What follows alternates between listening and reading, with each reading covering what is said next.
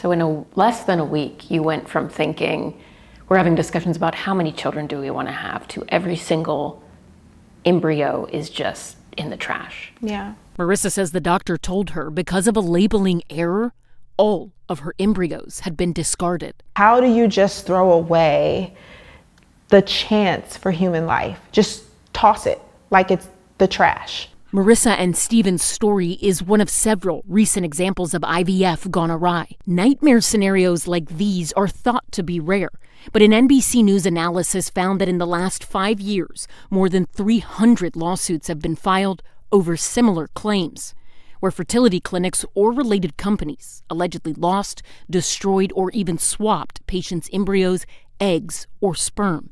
The vast majority involved some form of product failure, like when a storage tank that keeps eggs and embryos frozen malfunctions.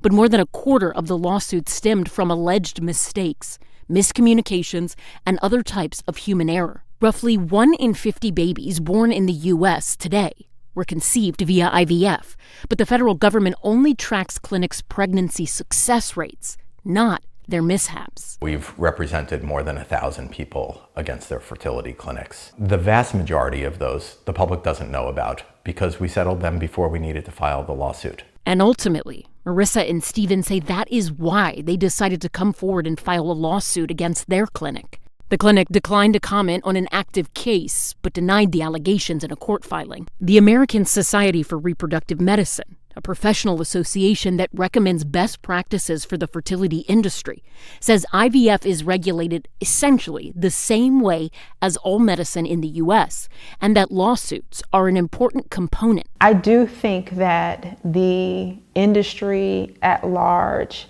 has gotten away from human care and patient care, and it has become big business. That level of carelessness is the only way that I could wrap my mind around someone taking the potential for human life and just